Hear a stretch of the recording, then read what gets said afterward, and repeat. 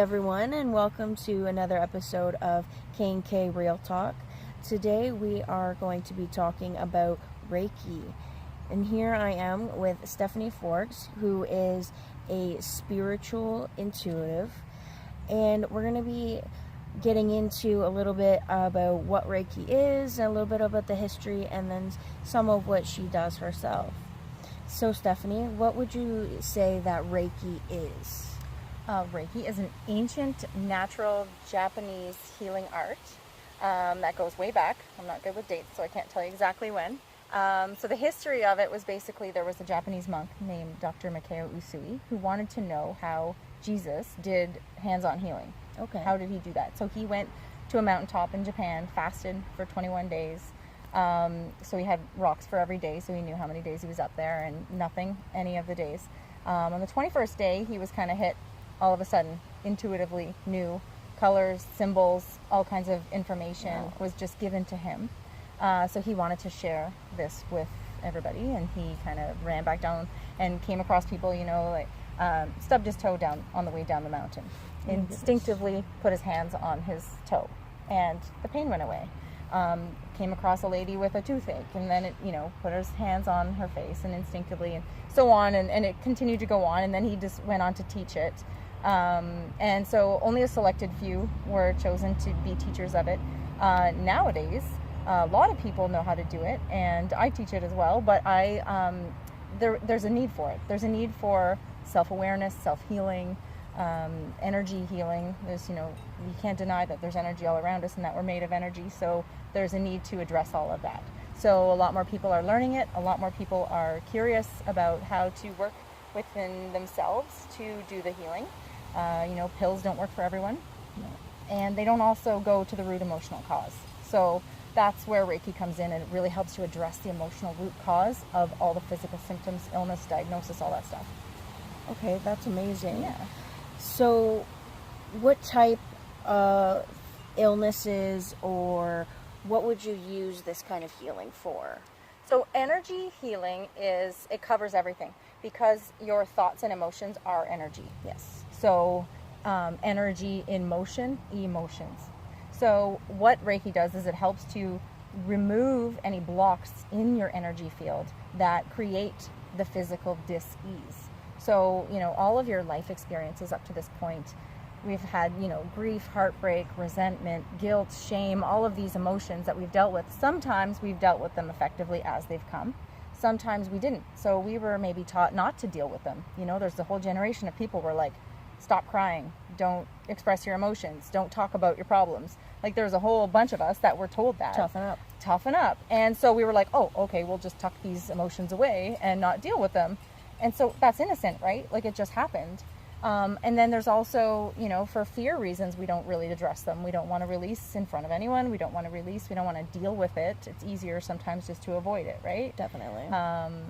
That's not flying anymore, because we're in a time where you got to deal with your stuff to move it out. Otherwise, you're just going to keep being bombarded with these physical symptoms and pain and discomfort and suffering for no reason. Do you know what I mean? So, it helps to remove that.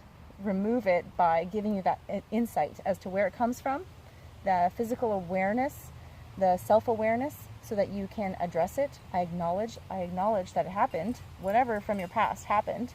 I see it there. I know where it came from. I can accept it because there's nothing you can do about what went on before, and you can set it free because you have the choice right now of where you go with it from here. You know what I mean? Like, it's all what you do with this present moment. It has nothing to do with your past. All of that stuff comes from how you perceived problems in the past. And now you're like in control. You can say, okay, I see where this comes from.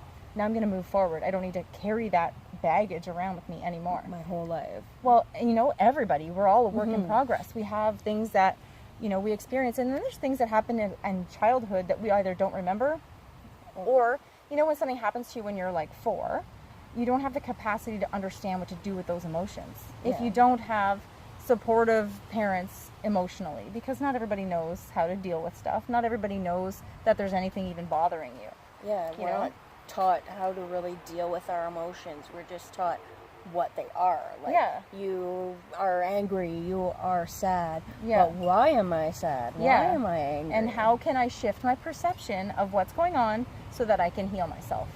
Yeah. Yeah. Can I use a personal example? Of course. So when I was 4, my parents divorced. I had teenage parents. So, it's probably better that they're not, they didn't stick around together, which is good. And I've always been grateful for that because, the way your life flows is for your personal growth. So my parents divorcing when I was 4, my mom would check in with the teachers, like, is everything okay with Stephanie? Like, is she, there's been changes at home and everything like that. And the teachers were always like, no, she's fine. And then skip 2, I became a mother when my daughter turned 4, my first daughter. All of a sudden I was like control freak, micromanaging, like feeling anxious and all this stuff. And somebody said to me, because I have a lot of intuitive friends, what happened to you at that age that you need to heal from? And I was like filled with emotion because I'm like, oh my God, I know exactly where that came from. So how can I shift my perception of something that happened when I was 4, to understand? I always was appreciative of the path that my life took because of that, but I never dealt with those emotions. So what I did was just honor them, like I see that happened, and you go back and you talk to your inner child, that child who didn't know what to do with those feelings. And then you acknowledge, accept, so that you can release. So healed, you work on yourself, and then also any issues that my kids would have had starting at that age could have been because of the issue that I hadn't healed yet within myself. Yeah, it's funny that it comes back up in the next generation. Exactly. Just once your daughter hit 4, you were brought back to those memories of you being 4. And we really don't think about that. We don't think about, I didn't know where that was coming from. Like, why certain things may trigger us the way they do. We're just like, oh, well, I didn't like that. Or like, what's going on right now that's creating this problem? No, what happened back then that's creating this problem? Yeah, we really, we don't think about our past and like work on it really. We just kind of dwell on it. Yeah. So that's changing. There's a huge shift in awareness right now. Everybody's more self-aware and mindfulness. It's like, let's not just go through the motions of living life miserable and unhealthy. You know what I mean? Everybody's really like, I want to be happy. I want to be healthy. Where's my path leading me? Where has my path from the past has taken me and led me to this point? What am I going to do with it? So there's self-discovery, really getting to know yourself, self-love, and all of that, like self-care. And I think we really forget about ourselves, and especially being a mother, having children to take care of, you kind of forget about yourself because you're growing this new human who is the future. But you're still here and you still need to thrive as well. And same with a husband, you sometimes feel like you're just here to take care of them and make sure they're okay, whereas you are like feeling a certain way, like sometimes you could feel like trapped in your life because every day's the same and things like that, where you really need to look inside yourself and just work on yourself as well. I mean, you can't just always be there for someone else. You have to be there for you first. And a lot of people are concerned, like, how do I look within? Meditation is not a one-size-fits-all project. You can't just, everybody just stare at a candle and empty your thoughts. Like, that's not possible for a lot of people because that's just, everyone's different. So I like to say, you can listen to a guided meditation. There's all kinds of them on YouTube. They're everywhere. Go to a meditation class so that it's more structured, if that's what you're, if that's how you operate. Or, you can take a walk out in nature. When you're taking a walk out in nature, you're paying attention to each step you're taking. You're looking at the leaves on the trees. You're paying attention to your breath. You can do affirmations. You can do that's such a great way. And that's the benefit of having a dog. It's because you have no choice. You've got to walk them. So that's my favorite meditation process. But there's even doing the dishes, like chopping vegetables, making food, doing the dishes. Your left brain is busy doing what you're doing with your hands, and your right brain is open, so you can receive insights, you can check in, and you can ask your higher self questions, and we all have the answers. We all go looking outside of us for it, but we all have them. So it's just to find that best route for you, that meditation, just even taking a bath in salts, sea salt bath, incense, music, whatever you need to set the tone for you, just kind of stilling your mind and allowing whatever thoughts to come through, acknowledging them, like, okay, I see you passing by there, and then ask your questions. I love that. Yeah. So when doing Reiki, let's say for the first session and then when you've had a few sessions, what kind of things can you expect to feel? Or like, do you get nauseous or me as a practitioner like that? Or the client? The client. So I always give an overview so that there's no surprises in a session. I don't want anybody to feel scared and vulnerable. I mean, it's a vulnerable state when someone's getting into your energy field and seeing your soul. So I like to make them feel comfortable and understand that anything can happen in a session. You can feel emotional, you can cry, you can laugh, you can have like muscle twitches, involuntary muscle movements. You can go into like a dream-like state. You can kind of feel like you're floating off the table. You can feel like you're melting into the table. Like, there's so many different, I can never tell anyone exactly what they're going to experience. I just like to give the whole overview of, if you have to cry, go with it. I get really excited when people cry because we're moving things out. That's the whole point, right? Where it's like, you're not holding on to that anymore. We've opened up, we've activated movement in your energy to help you heal. And you can't heal if you're holding on to all that blocked energy, right? So I always tell people to go with whatever comes. Don't be embarrassed if you cry. Don't be embarrassed if you laugh. Just, stomachs growl, things happen. And sometimes nothing seemingly at all happens. However, energy works behind the scenes. There's so much going on energetically. And sometimes it follows you out after you leave the session. So you can still have a big cry later. You can still, all of a sudden, these angry emotions come up. I always encourage people, write it all down and then burn it, because that is something that's coming up out of you. You might have a big cough. You might have heartburn. There's things moving. So it's when energy moves, it tends to move the physical too. There's so many different possibilities. So I like to make people feel this is a safe place for you to release that. I'm here for you. I hold space for these people that come because I'm able to see what their soul wants me to know, so that I can give them insights as to what maybe they're holding on to, a thought pattern they might be stuck in, because thought patterns are energy and they create blocks. So thought patterns, some kind of trauma that's still lingering in there that was never properly dealt with. So, and innocently, I mean, you don't wake up in the morning and be like, I'm going to get cancer today, so I'm going to hold on to this resentment, because textbook, cancer, resentment, what's the use, attitude, really, diagnoses are always opportunities to look within. Opportunities for self-awareness. What do I need to change in my thinking patterns to help me heal this? Our bodies just don't break down. They're not just mechanically incorrect. They're built, and our spirit is supposed to be aware. So this is where we're all connecting again. We're connecting our minds and our bodies and our spirits. It's not just a physical breakdown. And not just of this life. Right, as well, sometimes. Because I remember you talking about past lives, and when you talked about that, it really made me think of something about endometriosis specifically. Was I've heard and read some studies about endometriosis was maybe about abuse or sexual abuse, any kind of abuse really. There's been like different ones. And I'm thinking, I've never been abused. I was pretty much a princess with a single father, so I was never abused. But when you say that about a past life, maybe I was wounded in that area, and that did come up in our Reiki session, was that I was stabbed or some kind of wound in that area, in that chakra area. So maybe that is true. Maybe it is abuse, but it's just not of this lifetime. Right. So the thing about past lives is that we're the same soul in different vehicles each time, right? Our bodies are different vehicles. So we come to these lives and we live, it's earth school. We're learning, we're growing. All of the challenges we have are on purpose and for our highest good. So it's to learn from them. So sometimes we come into a new life and we bring over in our cellular memory pain from the past, trauma. You know, sometimes people just all of a sudden at 30 years old, they're terrified of heights and they don't know where it comes from. Yeah. You know, like that could be a memory of something that happened in another lifetime. So that, what the thing about Reiki is it's energy. So it doesn't matter what lifetime you're dealing with.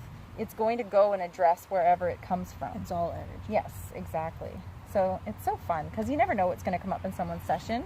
It's always very insightful, and they're always like, "Oh my God, like how did you know that?" You know, it's not stuff that you can read on Facebook. Yeah, exactly. You know? And I don't have time for that to, you know, get the scoop on Oh my people. God, yes. But it's always just insightful for that person. And like what we were talking about before we put the camera on was that, you know, what information I get, I'm just the vehicle to get it to you. I'm just the channel so that you can get the information that you need for your own self-awareness. You know, acknowledge, accept, release. And once it's gone out of me, I don't remember. Like it's like even after the session when I'm looking at the paper, I'm looking at it for the first time because it's not my information. Mm-hmm. You know? Yeah, I love that. Yeah, it's fascinating. So what kind of help or healing could this have in perspective to, say, PCOS or endometriosis or something in that line? So what kind of help could this have for a reproductive illness? So for any illness and you know, reproductive illness is your focus, is that whatever is meant to be addressed is brought up to be addressed. And I'm grateful for my role as the messenger to give you the insights as to where that comes from. And not every Reiki person delivers messages. That's just how it's evolved for me over time in the last 18 years of doing it. So I've really embraced the intuitive aspect of it because I really feel like that's such a bonus to be able to offer those insights. It's right? amazing. So for endometriosis, for anything like that, it's really to work with that energy in that area. So you mentioned the word chakra earlier, and I'm always very careful in groups of people to use that word because it goes over some people's heads and it's too new agey for some people. Yeah. So I always explain it as wheels of energy, you know, and we have 7 main ones. Mm-hmm. You know, there's a million of them throughout our bodies because it's energy, right? It's all over the place. But the 7 main ones, that's what we focus primarily on because they're the 7 main ones. They're connected. Each energy center from the base of the spine up to the crown and above is connected to certain emotions, certain glands, certain body parts. And so that's where the focus is. So in your sacral chakra and in your power center, which is, your sacral chakra and your power center, which is the solar plexus chakra, those are the 2 to deal with, to really work on. So self-Reiki, if you're attuned to Reiki and you put your hands on yourself, that's where the focus is. But also looking into, I mean, there's lots of information online about chakras and that's, you know, what emotions are connected to it, what it may come from. But the real thing to do is to look within to see what can I do about these emotions. You know, and you don't have to go and scan through your entire life and think about all the bad things that have happened to you up to this point. Yeah. Because it doesn't necessarily come from this period of time. So you may not even know. And it could and you know what? It's generations of healing, right? So if you think of the women before you, ancestors, when you work on yourself, you're healing the women before you and the women after you. Or the men. It's the same with, you know, everybody, the generations. And I always say when working with parents is that you work on the mama tree, the branches get healed too, you know? It's so true. Because they're expressions of, they're parts of our energy. Yeah. And so since we're all connected, when you work on yourself, sometimes there's things going on with my kids and I realize, oh, that's me. There's something actually going on with me. And as soon as I work and deal with my own stuff, their problems go away. So if you think about it as like, you know, in that area, it's like self-power. You're owning your power. A lot of endometriosis has to do with blame. So, you know, owning your power. Like we can't necessarily forgive the behavior of others if we have experienced trauma, but we can look past that and forgive the spirit, the hurting soul behind that. Do you know what I mean? Yes. And so when we can shift our perception of the pain that we've had so that we're not blaming other people for doing it and seeing the bigger spiritual picture for why things happen, rather than the human, like, why did this happen? But the spiritual, why did this happen? What is this here to teach me? When we shift that, we shift the energy and everything works itself out.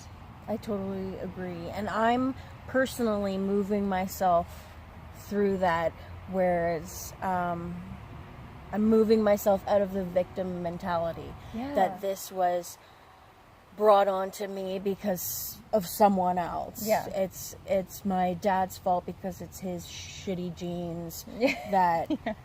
I got the endometriosis from his side, or I have anxiety and mental health issues because my mother does. And really just looking inside myself and healing myself of the anxiety and moving through it. I mean, I still suffer daily with my anxiety, but I have really been working on pushing myself out of my comfort zone. And the best way to deal with anxiety is do the things that make you anxious. And that is so hard, but feel the fear and do it anyway. Exactly. Yep. And I have that book, and I need to read that. My best friend, actually, it's her book. So yeah, she has always told me that, feel the fear and do it anyway. And it's hard, it's so hard, but you feel better after. Well, that's where life happens, right? Is outside of your comfort zone. Yeah. Because sometimes we stay paralyzed. We paralyze ourselves because we're afraid of moving forward, because what will other people think? There's a lot of people that hide in the spiritual closet. Like, oh, I'm very intuitive, but what would my family think if I said this out loud? Or what would, so we like stay paralyzed. And when we do that, we're blocking our flow. Like, we need to flow to be able to be well and to be able to be happy. And, the anxiety is like, fear of what's around the corner. We're not feeling safe where we are in this moment. And that's the thing that we got to work on. It's just like trusting our intuition, trusting that every step we take is for our highest good. There's a wasp at your foot. There we go. Yeah, I totally agree. Oh, he's back. Nature. He just likes me. I totally agree. And when I read something that depression and anxiety, that kind of thing, is you lacking something. So generally it's lacking a connection, whether it be a connection to the earth, and you need to spend some time outside, like you were saying that you were grounding. So feeling the earth under your bare feet is crazy powerful. Oh, yes, for sure. We lack that because we stick our feet in shoes and walk around all day. We're disconnected from our earth, and there's so many nutrients in the earth. And I don't mean everyone has to go walking around in the mud barefoot. I just mean spend some time in nature. This is the ideal spot for us because we're right connected while we're doing this. The whole world is energy. The people, the animals, the plants, everything is connected, and that's why you get depressed, is you have a lack of connection with people or a lack of connection with the earth. And I'm really starting to understand that when I'm out of my comfort zone talking to people, I'm not only not thinking about my problems, I'm actually feeling better. And you're connecting with other people, with other energies. Yeah, so the more energies that I connect with, positive ones, mind you, the better I feel. So I feel like I'm like in a search to seek out these people, all these positive people, and just like make this army of positive people, and just like learn to train people to get out of that negativity. Because I've myself lived in that pit for so long. It's easy to get trapped there. Yeah, you are powerful. trapped, and then you're clawing your way out, and then the dirt's falling back into the hole. It's really, really a process when you've been in that negative thought process for almost 30 years now. So once you start to move past that and break up that energy, you really do feel like lighter. Empowered. Which is, to me, in your power.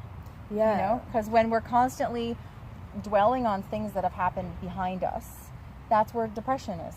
It's back there. We're putting our energy back there, so we're depleting ourselves right here. When we're worried about the future, what may or may not happen, fears of whatever, we're putting our energy out there. And so that's where meditation and self-care comes in. It's like, bring it back and be right here, right now. And what can you do with these feelings that you have right now to move forward? How can you empower yourself? We're in a world of empowerment right now. There's a whole movement happening, and I can feel it, and I love to be a part of it. I'm so grateful to be a part of it, to help people own their power to to give them the tools that they need to work through their own stuff so that they can heal. Like, it's a time of self-healing. It's a time of self-care for sure. I totally agree. Yeah. And everyone needs it. Whether you think that you're on top of the world or not, everyone can use healing and positive energy. And I think if we had a lot more of that, then the world would be a lot nicer place. Like, I do find that a lot of people are living in that negativity. Like, when you go to the store, and I'm always very smiley, I smile at everyone, and I'm polite, and I'll compliment you, but I'm not always getting that back. You're kind of getting like, meh. Yeah. But you've planted seeds. When you do that, when you drop little rays of sunshine everywhere, that has an impact whether you see it right then and there or not. Someone cared enough to say hello to somebody. And maybe they didn't expect that, so they were caught off guard. Maybe they're not used to receiving love and kindness. So it takes a little while. It has to happen a couple of times for some people to really be brought up by it. But yes, it's such a great time to be here and to be moving forward with everyone. And everyone's just, awakening, and, waking up to their personal power, waking up to... Oh, that's good luck, the ladybug. There you go. Okay, so why would you recommend Reiki? I like to recommend Reiki. People sometimes come to me for reflexology, and I'm like, no, we should be doing Reiki. We need to be addressing something on a more powerful level. Reflexology is great, but it's physical, right? So I like the Reiki because it's mind, body, and spirit. Mm-hmm. It gets right to the root cause. It gets right to the soul, and it bypasses the physical stuff. People are like, I have this wrong with me and that wrong with me, and I'm like, we're not going to talk about that. We're going to get to the root. So whatever is meant to be healed will be meant to be healed. And I don't say, come to me and you'll be healed, because it's not my responsibility. I'm just the activator of that, right? So just like a facilitator. So it's like when you go to a workshop to get inspired by someone, that person's facilitating the messages, but what you do with it is up to you. The work right? is within you. Yes, exactly. I will guide you and help you along, but you need to do the work. And sometimes people aren't quite ready to own their own feelings, to own how they see things. So maybe it might take a couple of times. Maybe I've just been there to plant the seeds for them, and then they'll go on and, what they do with it, I don't know. So I'm just grateful for the role that I have, that I'm able to do that for whoever does come to me. And the thing about Reiki practitioners is that we all do essentially the same thing, but we all have our own flavor, we all have our own vibe, right? So yeah. Somebody's going to be attracted to come to me because I'm like, I don't sugarcoat. I'm like, tell it like it is. This is what your soul says. This is what you need to know. Kind of like an empowerment kick in the spirit coach. Yeah, but some people are some practitioners are a lot more gentle about it and stuff. And whoever you feel drawn to, some people might come to me 10 times and then start going to someone else because it's just wherever they're at energetically. It's never anything personal. I love that there's so many Reiki practitioners out there, and you have the power of choice. Who are you drawn to? Mm-hmm. Even with a Google search, who do you end up seeing that resonates with you? Because, some whose energy are you being attracted to? Yeah. I love it. Because it's a mutual experience for the practitioner and the client, right? We work together. This is an experience. It's not me healer, you patient. Mm-hmm. It's we're here together, because some messages that I deliver to people from the higher ups are for me too. When I'm sharing it with someone, I'm like, oh, I need to hear that too. Thank you. Yeah, like the spirit animals that from my session, the turkey and the beaver, just like social animals and getting involved in the community, and that's really something that we're both trying to do. Exactly. Yeah, I love it. Yeah. So my last question is, what did you experience during my personal reading? So what did I experience? So that was over a week ago. Yes. So what I experience is similar to what I experience. I experience joy when I'm doing this, because I love what I do. And I also experience a healing because when I'm channeling this Reiki energy, I'm also healing myself. So anytime I'm doing Reiki, I'm sharing in the experience and I'm receiving as well. So that's a bonus. So I experienced, seeing your soul, seeing what you need to know at that moment, because every session's different too. So if you were to come back next week or today or whenever, it's going to be all different messages, unless the work still hasn't been processed to move forward, right? So, so I experienced what I like physically, what I experience, I feel warm. My hands get warm because I'm channeling that universal life force energy. I forgot to mention that's what that Reiki is the universal life force energy that we're all made of, which is also vibrating at the frequency of love, which is way up here, and fear way down here. Yeah. Fear and self-doubt, all of these emotions that lower our energy, our vibration. Reiki's up here, so it helps to pull you up. It removes those blocks to help pull you up. So I experience all kinds of things. I can't explain exactly what I experienced for your session, but just joy that I'm able to share insights for you to help you, you know? It's amazing. Yeah. And it's really individual. Like disease is individual, Reiki is individual. Your energy is all very unique. Some things that I experienced from it, I would say I definitely felt my muscles twitching. You said that I have a beaver dam over my heart, and I definitely always feel a heaviness there. And that I'm very guarded towards new people, yet I'm very open and attached to the people that I know.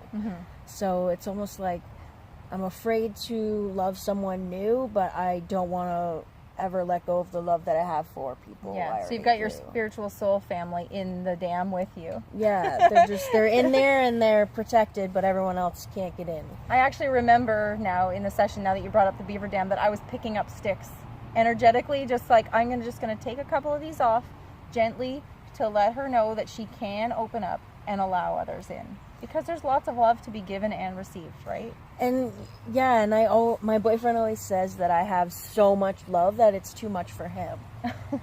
And like, because he's very like in tune with energies and things like that too.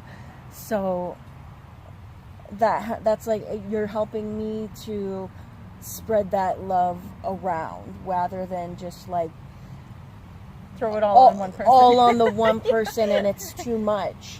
Because I'm a very strong person. Like when I love you and I want to do everything for you, like I'm going to cook you dinner, I'm going to do the dishes, and I'm just like you. Streamline lots of love. Where I need to spread it around, not only to other people, but give some back to myself. Exactly. So I definitely have been thinking about that since our session. Good.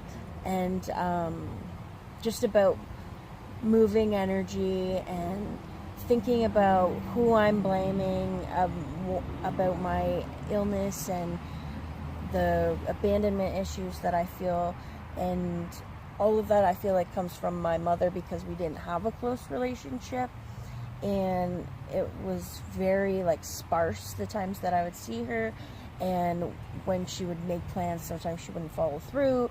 So all of the like guilt and abandonment that I feel is from that relationship with her, for me personally, so that you understand things so much more. So I can see the life that she was in and how I maybe didn't fit in that life at that time. Sometimes people operate from a place of pain. So it's Exactly, not personal, yes. it's their own pain, and this is how they're functioning. And she definitely does. And that's how you can shift your perspective to be able to forgive, right? Because she probably did it innocently as well, because she was coming from that place of peace. Of pain. Yes.